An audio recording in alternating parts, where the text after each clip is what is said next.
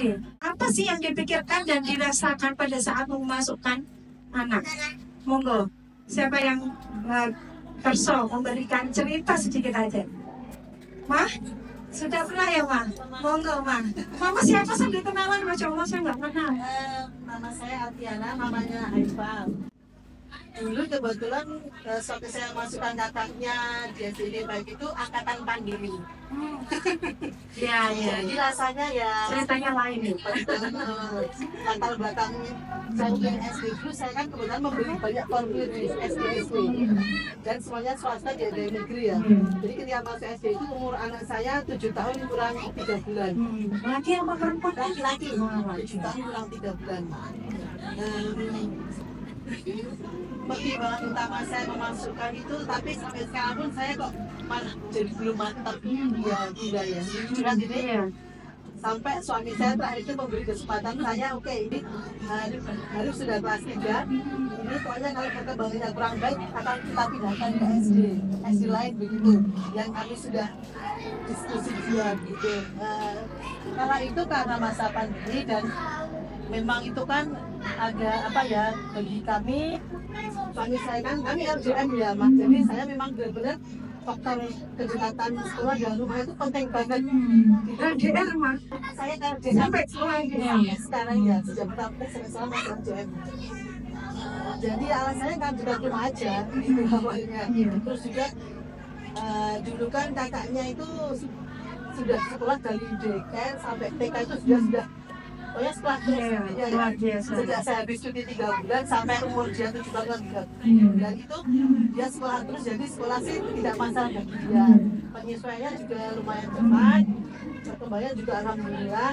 Tetapi ya semua sekolah kan pasti punya plus dan minus. Jadi bagi bunda-bunda yang mau masukkan anak ke SD itu silakan benar-benar didiskusikan dengan pasangan masing-masing dan melihat juga anak kita besok ke depannya mulai bagaimana. Karena benar, meskipun kita tidak bergerak sebagai orang tua, tapi anak itu investasi kita masa depan.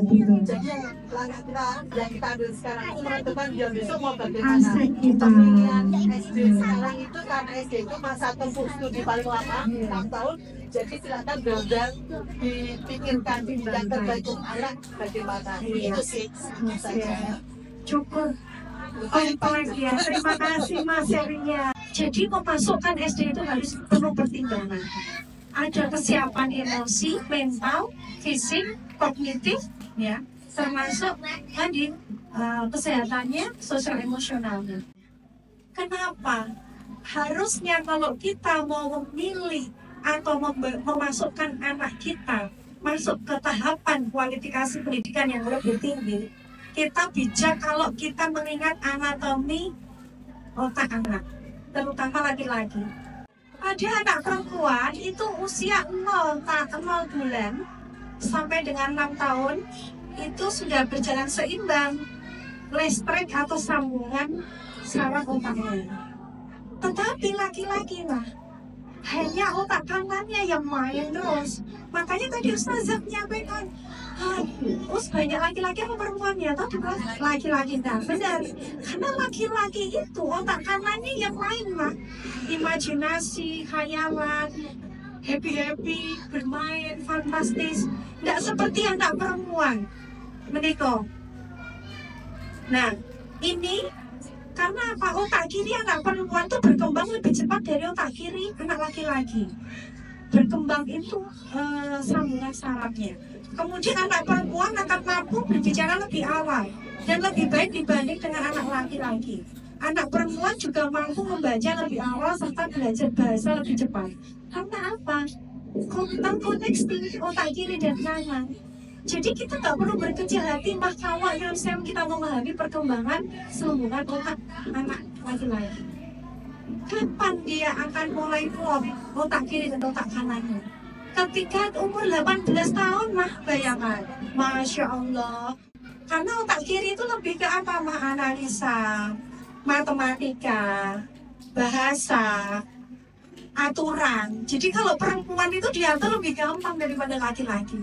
Jadi nyuwun sewu Bu Guru, kalau banyak anak perempuan dan laki-laki, banyak laki-lakinya sabarnya Bu Guru pasti luar biasa.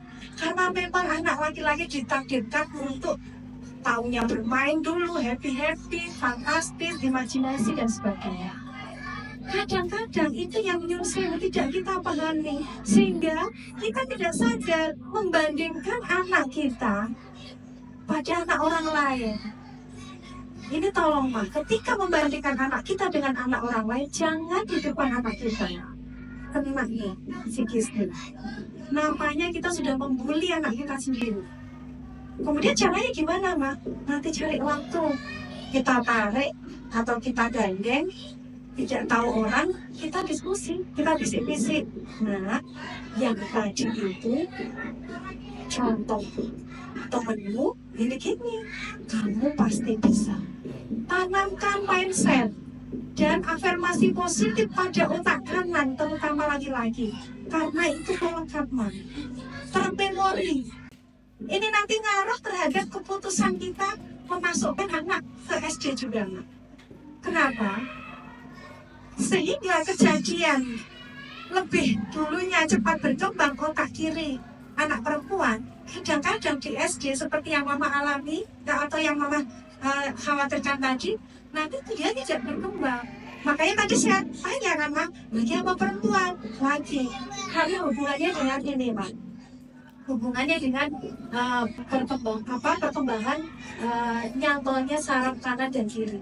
Laki-laki nanti kita nunggu sabar kita sampai 18 tahun Mak. Jadi kalau nanti anak laki-laki kita itu kok ngeyel-nyelin kamu, kodratnya udah seperti itu, tetapi dia cepat menerima hikmah. Makanya oleh Allah SWT mereka ditakdirkan sebagai pemimpin, bukan sebagai perempuan yang melahirkan menjadi ibu. Kalau yang rempong-rempong itu otaknya perempuan, otak kiri, makanya nggak bisa dikerjakan oleh otak laki-laki. Sampai kita kalau panggil suami kita, anak kita 3-4 kali, jangan salahkan mereka Pak. Memang otaknya nyambungnya nggak cepat seperti perempuan. Jadi ya Allah, astagfirullah, sampai kita penekanan intonasinya ya. Padahal ya memang otaknya memang seperti itu. Dunianya sudah dibangun, perkembangannya seperti itu. Nah itu nanti akan berimbas, berdampak ketika dia sekolah dasar. Makanya seperti di kelas anak saya tadi, anak SD tadi, gurunya setiap hari di papan tulis itu yang rame-rame selalu ditulis kalau pulang. Pasti namanya anak laki-laki semua. Karena apa? Bermain otaknya. Belum bisa diatur kayak anak perempuan. Nah itu kalau gurunya paham, dia pasti legowo. Beliau pasti legowo. Karena apa? Anatomi otak anak memang seperti itu, khususnya laki-laki. Tapi bagaimana kemudian kalau nanti nunggu 18 tahun? Jangan khawatir Mak, kan ada aspek yang lain. Ada motorik halus, motorik kasar, sosial, emosional, walaupun tetap beda dengan anak perempuan. Nah, nanti ketika mau memasukkan ke SD, panjenengan hafalkan, evaluasi sendiri profil anak kita. Profil anak kita itu bagaimana? Kemampuan motorik halusnya sudah siap belum? Nah, seperti itu. Ya. Nanti ada ini. Selanjutnya, nih aspek kesiapan ini. Motorik fisik, motorik kasarnya siap apa belum? Misalnya, duduk mengikuti pelajaran di SD. Mah Yun Sewu Mama Dipa. SD sekolah sampai jam berapa, Mak? 12, 1 kelas 1. Nah, setengah 12. Padahal tadi dibilang Ulfa 10 menit saja nggak bisa konsentrasi duduk manis. Bisa bayangkan ketika nanti anak di SD harus ngikuti aturan di balik meja dari jam 7 sampai jam 12 paling tidak. Apa betah ya? Tidak kuat duduk di balik meja terlalu lama. Ini penting karena keseimbangan tubuh dari sekarang mulai dilatih. Kalau tidak, pasti akan ada laporan gurunya, Mah tadi Mas X jalan-jalan terus ya. Seperti itu ya. Bahkan lucu lagi, Ketika datang pertama kali di kelas anak saya itu ada yang begini, Bu Guru, saya ngapa? Karena mereka masih terbawa dunia TK. Coba kita lihat, apalagi nanti aspek kesiapan yang masuk sekolah dasar. Motorik halus, memakai baju, melepas kancing, memegang pensil. Anak-anak kita 16 sepertinya sudah ya. Karena kalau yang full day juga mandi ya, Gus. Saya nanya, Mas Hasan hanya dilepas sudah bisa semua, alhamdulillah. Kenapa, Toma? Ini kok penting untuk persiapan SD, termasuk fisik motorik. Kita tahu bahwa nanti di SD itu akan ada olahraga. Ada waktu di mana dia harus ganti baju. Pernah terpikirkan nggak, Pak? Sepertinya sederhana, tetapi kalau dia tidak ada yang bantu, karena di SD itu harus mandiri, nggak kayak di TK ustazahnya masih sabar bantu. Kalau di SD nggak ada kewajiban guru nyopotin baju, gantiin baju, nggak ada. Makanya itu sepele tapi harus bisa. Nanti kalau anak saya yang anak kita sendiri yang nggak bisa ganti baju olahraga, nggak bisa pakai, dia sedih, kena lagi psikologisnya. Sepele mah, tapi itu penting. Kemudian kognitif, jangan overstimulasi. Tadi saya bilang, jika belum matang, evaluasi psikologinya. Itu terkait perkembangannya. Jadi kita jangan kemudian nyuruh sewu, wah anakku udah bisa kalistung kok. Di sekolah dasar tidak cukup kalistung, tapi aspek ini nanti yang menjadi dasar kematangan kita mempertimbangkan memasukkan anak SD. Jangan menyalahkan guru di SD. Wong kita setarnya memang gak matang putra-putrinya, terutama putra. Jadi jangan kemudian saya menilai sekolahnya orang apik. Kita harus mau mengevaluasi bagaimana profil anak kita dari aspek-aspek ini. Sosial, ada hubungan bermain, terutama bersama pada tahap SD ya. Itu tuntutannya lebih meningkat. Terutama sekarang ada mata pelajaran P5 ya Pak. Itu organisasinya cukup berat. Ya. Kemudian mereka membuat sebuah keterampilan, mereka berkelompok. Itu sosial. Kalau kematangan sosial emosionalnya belum matang, nggak mau berkelompok. Pasti ngomong sama mamanya, aku bikin prakarya sendiri, aku nggak mau berkelompok. Padahal itu SD aturannya begitu. Dia keinget zamannya TK, nggak penuh aturan. Ya, lingkungan yang menyesuaikan dengan anak. Kalau sekolah dasar, anak yang harus menyesuaikan dengan lingkungan, termasuk aturan sekolah. Itu yang kadang-kadang menjadi berat dan harus menjadi pertimbangan kita kapan kita memasukkan anak. Kemudian apa adaptasi yang perlu dilakukan? Tadi mandiri mah. Karena mereka akan ganti baju ketika olahraga, istirahat di kantin akan makan yang biasanya mungkin masih, kalau anak emas siapa tahu dulu lahirnya sulit, jadi anak emas, jadi manja, sering disuapi. Nanti di SD ya, bingung, mamaku kok nggak kesini, katanya tadi jam istirahat mau kesini. Mereka masih tilang-tilung nyari, sampai akhirnya lapar, sakit. Nah, jadi mandiri ini penting, mandiri. Masih nempel dengan orang tua enggak? Mama harus menilai sendiri. Ini profil anak kita. Kemudian fokus pada satu pembelajaran yang dilaksanakan.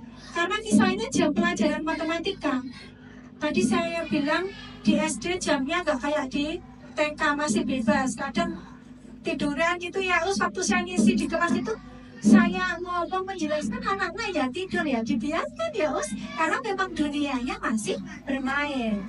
Ya. Kemudian motorik halus, kemampuan memegang pensil, kekuatan otot jari. Mah, pasti akan banyak menulis. Kalau ini tidak terstimulasi dengan baik, mohon maaf, jangan menyalahkan anak kita tulisannya jelek.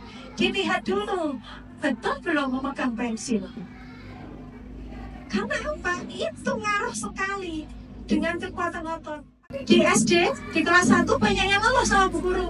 Gak mau, tanganku capek. Waduh. Tapi karena bu guru sudah paham, ini anak laki-laki tadi perkembangan otaknya udah beda. Sama ketika masuk memang belum siap motorik halusnya, memegang pensil, kekuatan otot ini harus dilatih lah. Makanya kenapa di TK Bu Guru ini kok ngajak bermain Play-Doh, kemudian memeras ya Bu Guru Us, kemudian apa lagi Us untuk stimulan otot itu memeras, kemudian meronceng. Itu tujuannya besok menyiapkan mereka memegang pensil, ototnya biar kuat. Termasuk di daycare yang saya bina itu sejak bayi, kalau memang sudah usia tahapannya perkembangan harus memegang, menjimpel, itu sudah harus kami stimulasi. Ini harapannya supaya nanti ketika sekolah dasar, nih. Jadi jangan kemudian, ya Allah, kalau ini turunannya sopo, tulisan gue elek banget. Nggak gitu ya, Ma. Tapi kita evaluasi. Anak ini dapat stimulasi apa enggak? Dan jangan nyalahkan sekolah. Kembali kepada keluarga juga. Ada quality time, ada kualitas waktu di mana kita mulai bersama anak-anak. Mohon maaf, meskipun kita wanita karir, tetapi ternyata kualitas waktu untuk anak kita itu harus ada, penting sekali. Kemudian kesiapan anak tidak otomatis berkembang ya, jadi tetap sekali lagi harus distimulasi. Kemudian Ma, ini hampir sama. Saya langsung saja ke tadi sudah saya singgung tentang konsentrasi. Dia paling enggak nanti mama mengevaluasi, anak saya sudah lebih dari 10 menit ya sih konsentrasinya. Motorik halus tadi ya Mas, tulang punggung karena kaitannya dengan duduk, kekuatan otot jari, koordinasi mata tangan, fokus sudah ya. Ini lanjut aja, emosi, mengendalikan emosi, ya. Nanti Ma, kalau misalnya masuk SD awal, kok masih nempel sama mama, temani dulu. Jangan ditinggal dan tanpa motivasi apapun jangan. Itu sangat dibutuhkan untuk aspek emosi. Merasa aku diperhatikan orang tua saya, aku disiapkan oleh orang tua saya, aku dibekali, aku dikaroke, kalau yang jelas seperti itu. Terus gimana? Apa harus nunggu terus? Tidak.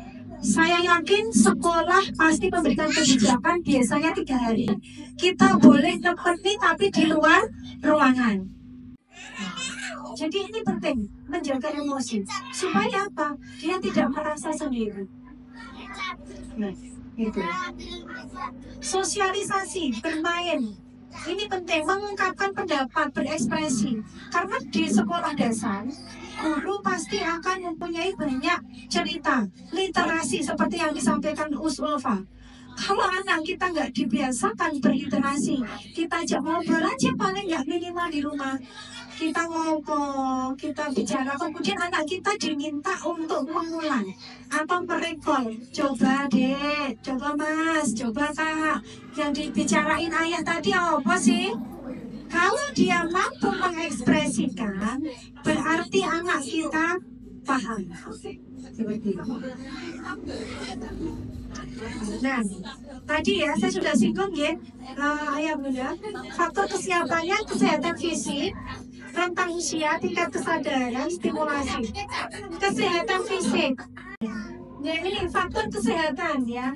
Nah, kalau nanti di antara panjenengan anaknya sudah mau masuk SD, panjenengan kerjasama pendekatan dengan guru wali kelas, sampaikan apa yang terjadi kepada anak kita. Tidak usah ditutupi, tidak usah malu, cari waktu, kontrak waktu dengan guru untuk pendekatan ngobrol. Apa yang dialami anak kita, sampaikan ke guru kelas. Bu, nyuwun sewu, anak saya asma, tolong jangan didudukkan di bawah AC. Nah ini kesehatan fisik harus disiapkan. Kemudian ada yang misalnya, Bu, mohon maaf, anak saya sedang terapi AIO, sampaikan. Supaya ketika nanti izin nggak dicari, Mang. Karena di sekolah dasar beda dengan TK. TK belum banyak aturan, di sekolah dasar harus ikut aturan. Anak yang harus mengikuti lingkungan sekolah. Itu. Sehingga itu harus menjadi catatan. Jangan sampai kita sampai kayak menyekolahkan anak kita di TK. Kalau di SD banyak aturan. Nah, Tadi kita ingat bahwa sebenarnya penting sekali. Nah, di sini yang terpenting nanti di sini pertimbangkan bahwa perbedaan belajar di TK dan di SD itu sangat jauh. Di TK bermainnya lebih banyak dibandingkan belajar, lingkungan fleksibel menyesuaikan dengan anak, kegiatan sesuai minat anak. Saya yakin Ustazah berdua tidak pernah memaksakan ketika belum kooperatif ya Us. Tapi nanti ketika di sekolah dasar, guru tidak mau tahu.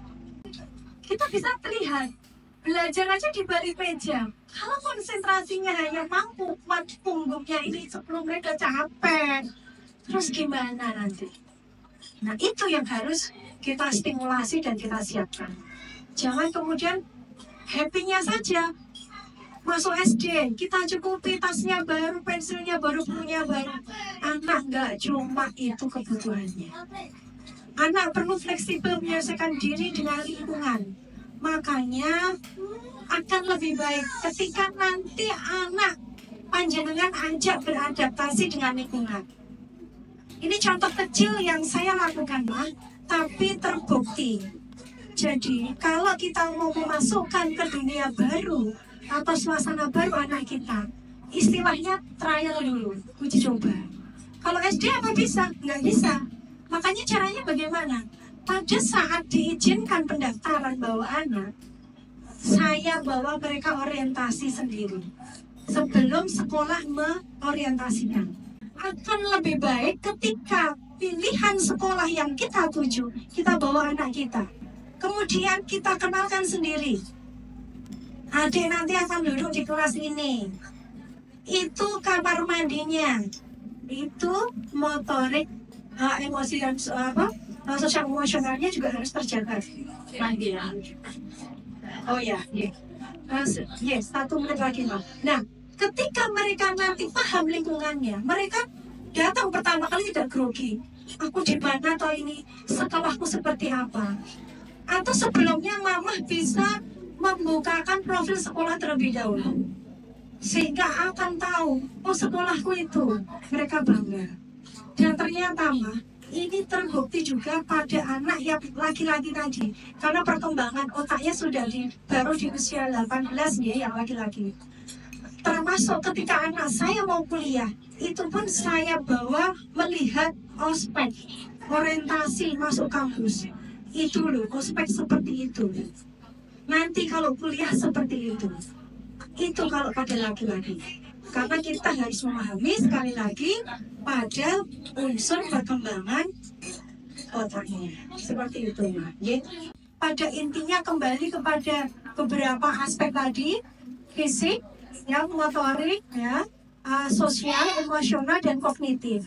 Kalau aspek-aspek itu sudah cukup, panjenengan penilai anak kita mampu, monggo bisa dipertimbangkan untuk melanjutkan ke sekolah dasar.